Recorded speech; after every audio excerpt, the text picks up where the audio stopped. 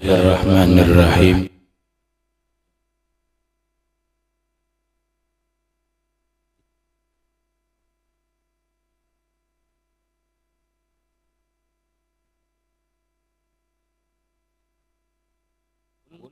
Umum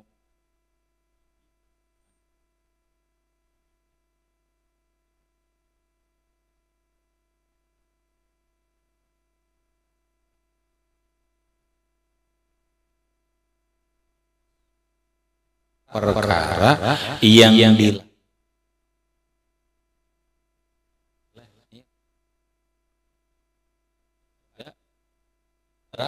larangan. Larangan itu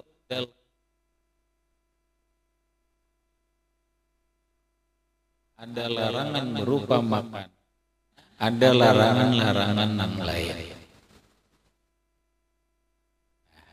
Ini kitab nang menjelaskan.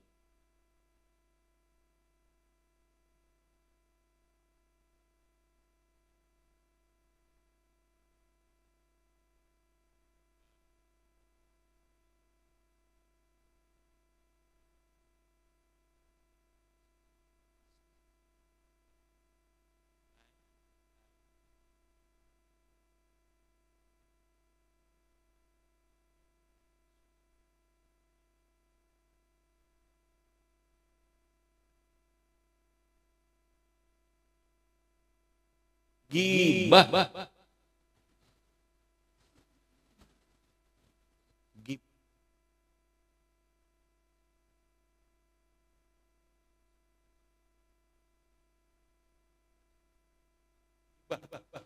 Sudah. Kalau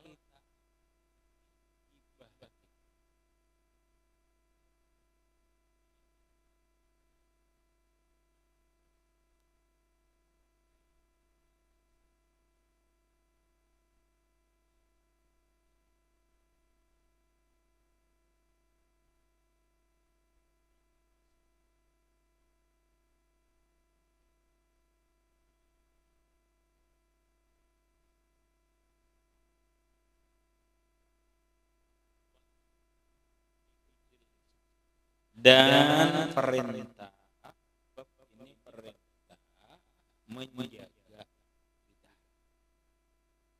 ya kan? Perintah menjaga lidah. Nah, kita bahas dulu rahmatnya.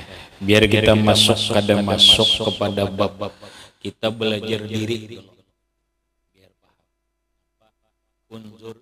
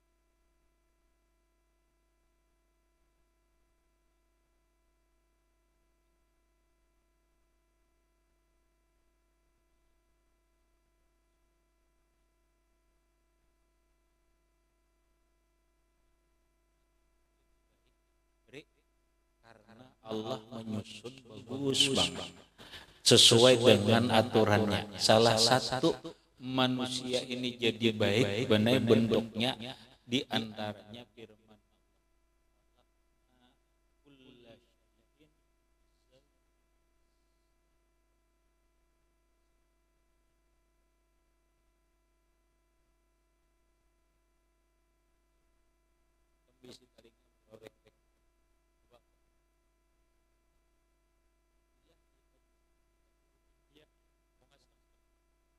Dua. Alhamdulillah bisi telinga ini dua. Jadi Bu, baik. Sekarang kamu bisi kandung berapa?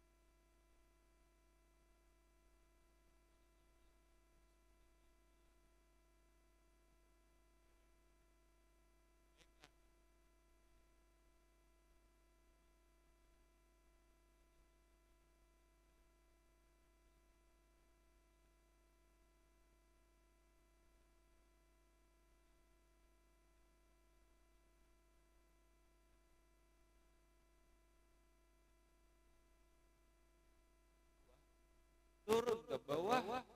Dua senjata. Hindalonya dua juga. Coba kamu hindalonya sebiji aja kayak Pak. Kamu dua lah.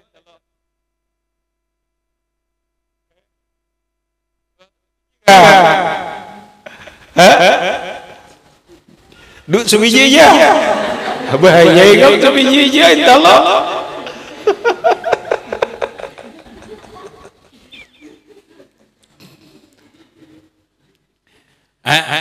Sebiji kedua kah? Sebiji aja. Satu aja. Oh bahaya keburut. Ikamnya berapa? Lato-lato. Lato-lato dua. Sebiji kedua. Dua ikam berapa? Dua ikam what? Gemar. Ini sebiji bahaya.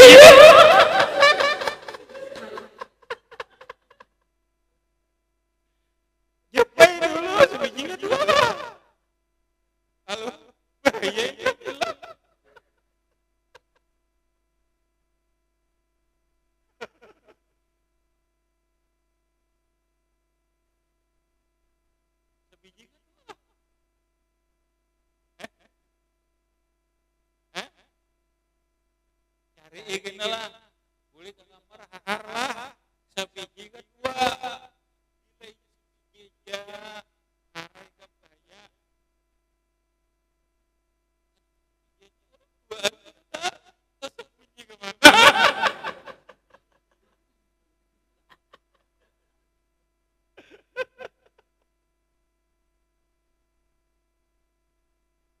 Orang pakai bilainya sebiji itu berurut. Bila ada sebiji tidak, tapi tersembunyi di dalam, dipastikan orang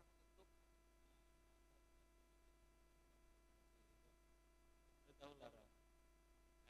Jangan ini kan lain prostat, jangan itu tahu. Pokoknya gini, apa hernia? Hilang belajar ini cari lah. Kamu boleh ke kamar dulu. Enak masuk ke kamar. Bila ikan dua, lahar dulu dua. Alhamdulillah. Lah, bila ini sebiji aja, lahar dulu. Kalau tersembunyi di mana lah? Bila tersembunyi tengah dalam, hati-hati itu bisa hernia ngarannya. Dioperasi gini pun hernia. Bila ini sebijiannya berurut,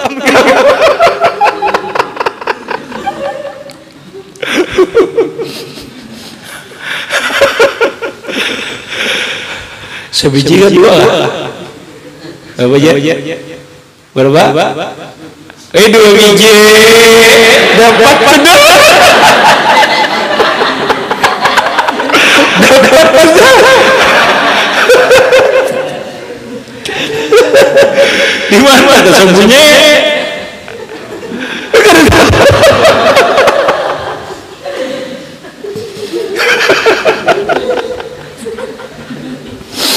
Dah, boleh bagus kada. Allah maulah batis dua indah kada.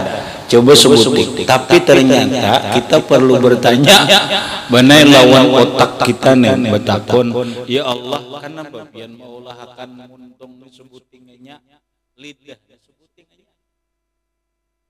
Yo, maka Allah berfirman, ma khalaqta hadza batila. Tuhan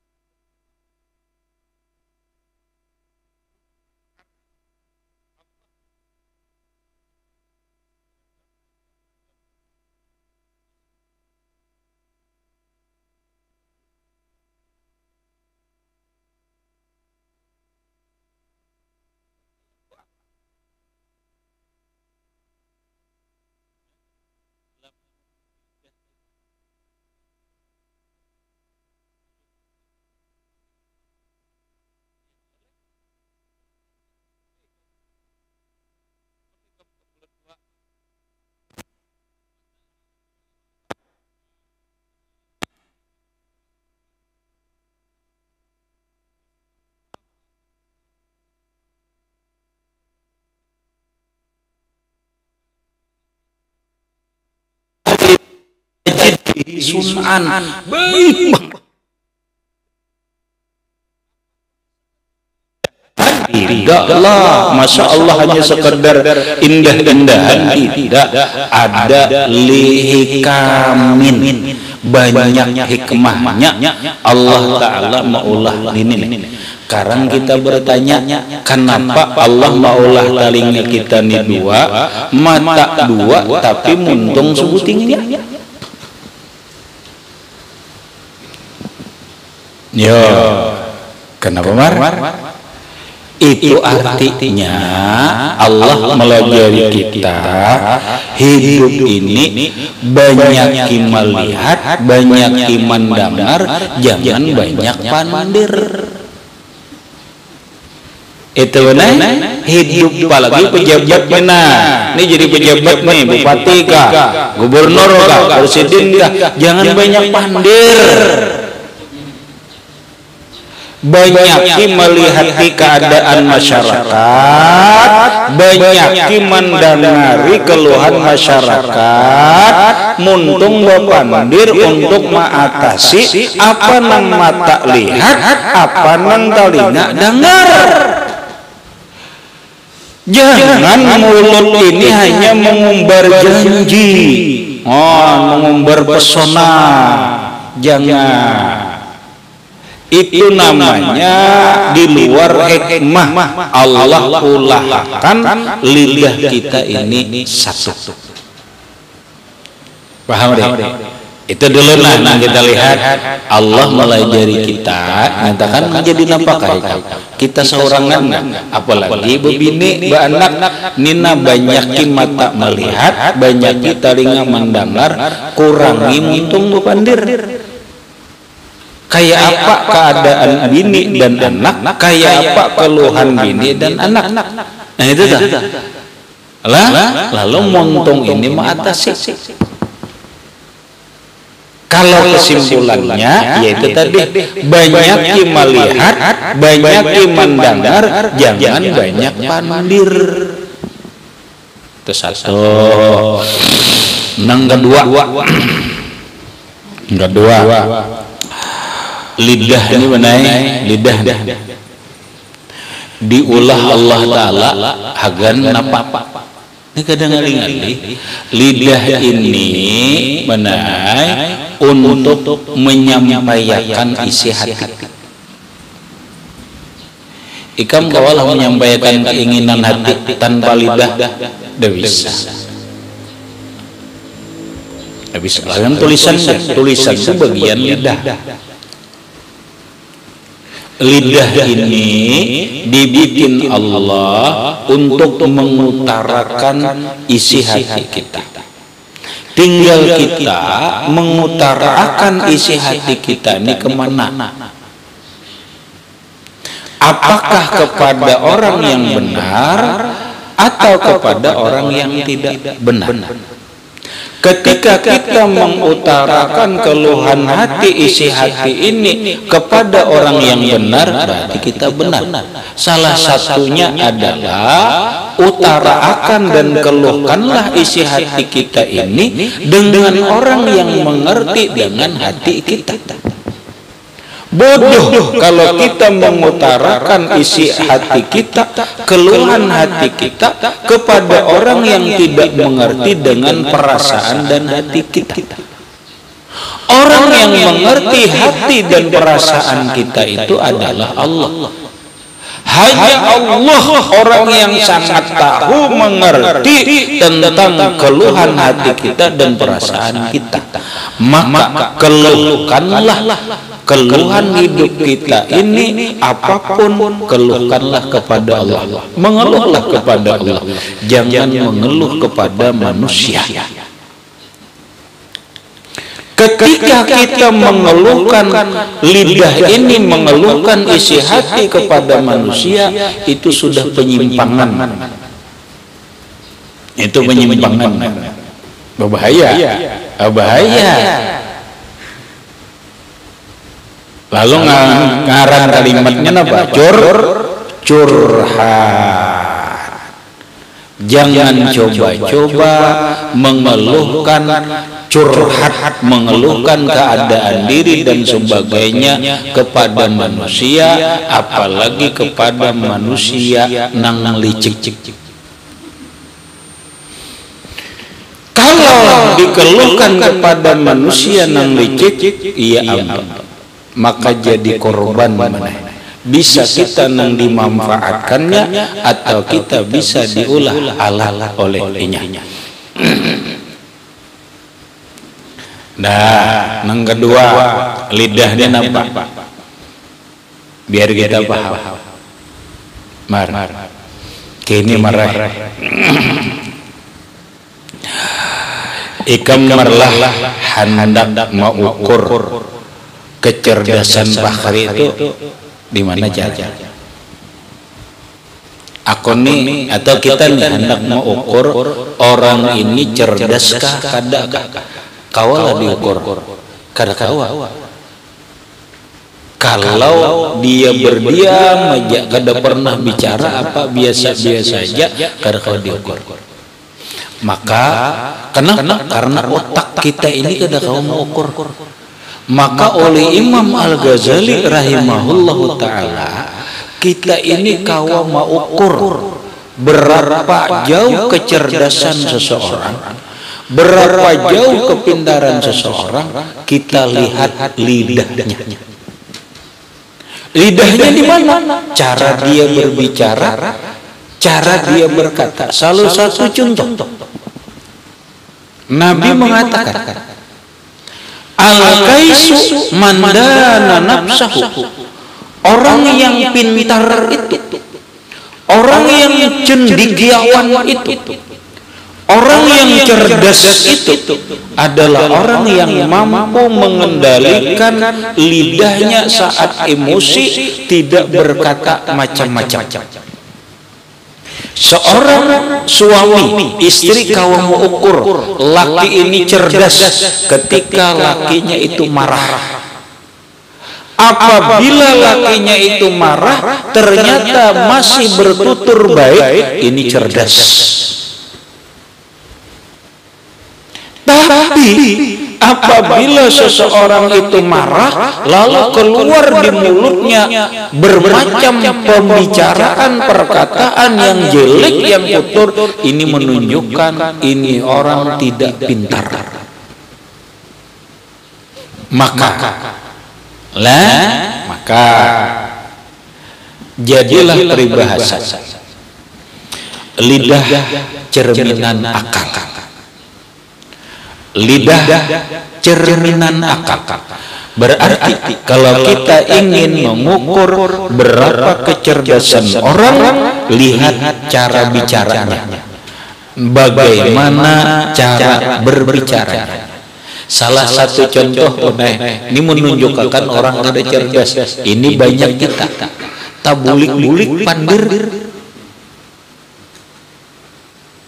tabulik-bulik pandir kena apa tahu ulang itu kan cerdas ngarannya. Orang yang cerdas, aku benar memperhatikan bocor cerdas bocor ini. Gus Dur itu sapandir setengah sejam kadedenan tebuliknya bener. Yang kita tak ulang, muntah ulang itu kan cerdas. Nanti buliknya tadi sudah dipandir kan ada cerdas. Orang cerdas itu benai akalnya, lihat pandirnya itu salah satunya kada mau tak ulang-ulang, kada mau tak bulik-bulik membahas masalah. Oh cerdas nih. Kenapa? Lidah cerminan akal. Lah, kemudian kita kawal mengetahui hati seseorang. Karena kita bukan ahli hati, benar, kita tidak bisa mengetahui hati orang lain. Tetapi Allah mengolahkan gambaran cerminnya. Apabila di cermin itu ada, maka kelihatanlah isi hati. Apa?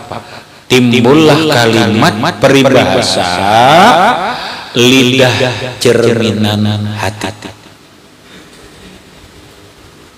Lidah cerminan hati. Apabila orang hatinya itu hobi dengan ilmu, maka lidahnya selalu berbicara tentang ilmu. Sedangkan ilmu itu banyak, ada ilmu fikih, ilmu tauhid, ilmu tasawuf. Kita hendak tahu jiwa orang ini jiwa fikih kah, jiwa tauhid, jiwa tasawuf, lihat lidahnya. Ketika lidahnya selalu berbicara tasawuf, berarti orang ini jiwanya adalah jiwa tasawuf. Maka hatinya itu ketujuh dengan tasawuf. Ketika orang pembicaraannya sukanya cuman bicara fikih, maka berarti orang ini adalah hatinya suka fikih.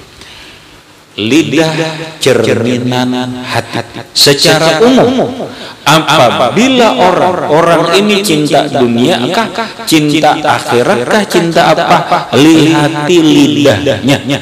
Apabila lidahnya selalu berbicara tentang duniawiyah, maka bisa dipastikan hatinya hubud dunia.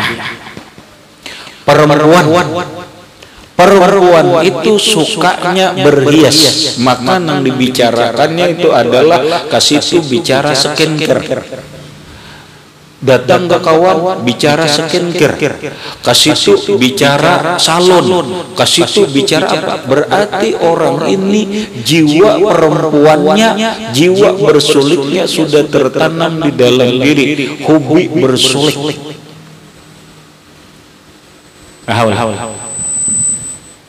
Maka kawan diukur lidah cerminan hati.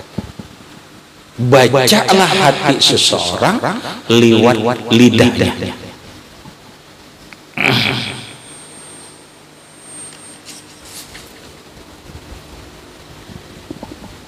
Bacalah hati seseorang lewat lidahnya. Bacalah pikiran seseorang lewat lidahnya. Karena lidah cerminan akal, lidah cerminan hati. Berikutnya,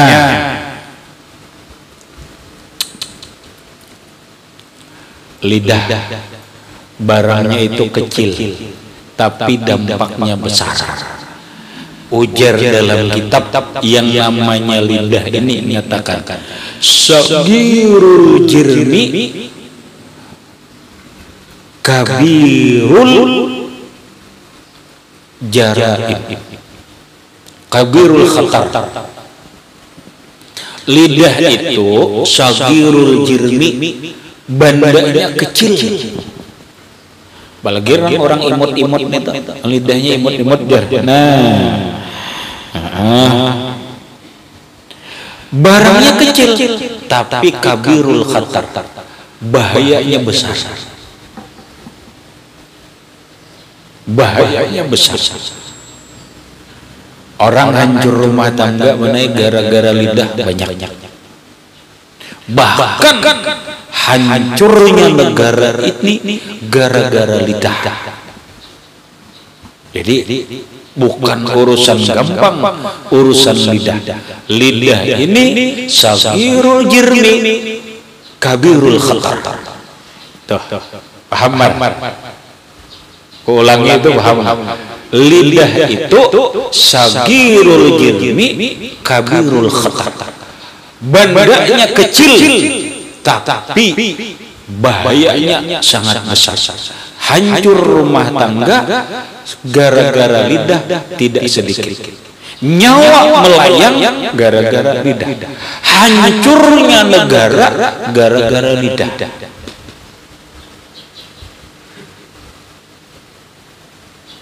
Paham? Maka Allah ulah lidah ini sebutingannya apik. Bahaya besar sangat. Nah, lalu benai ada ngaranna jua lah ada jua benai nangaran lidah ini ada yang disebut dengan firasatul lisan. Firasat lidah. Wah, ini kan dosa. Kita akan ngaji. Lidah ini lain bentuk. Orang bila lidahnya lain bentuk, lain suara, bunyi suara yang lain. Orang yang baik itulah baik suaranya, biasanya lidahnya tipis. Dia lihati munehwan, lidahnya tipis. Bila orang lidahnya tebal, nang kaya apa mbarabai, nang kandal, lainnya pembarabai nang tipis.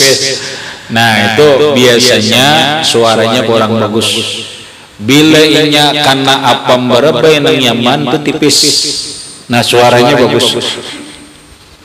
Nah. Lalu bentuk lidah itu macam-macam, garis lidah itu macam-macam. Ada ngarannya firasatul lisan. Orang bila lidahnya begini mengembarakan kejiwaan, jiwanya kini nah. Orang bila inya kayak ini, bila lidahnya kini nah.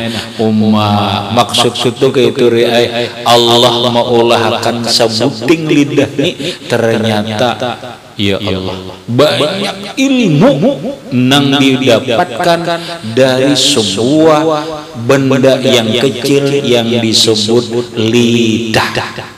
Lalu ujar Imam Ghazali, dalam agama ternyata dosa yang dihasilkan dari lidah ini 70 macam lebih. Napa kata hitungi. Nah kita nang pertama gibah. Kita ngaji di lidahnya aja dulu, ngaji lidahnya. Lidahnya ternyata begini, Allah maulah sayangi. Marai sayangi.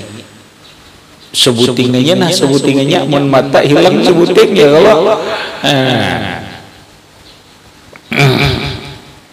Habis. Nyari kita masuk bab tahrimil ghibah.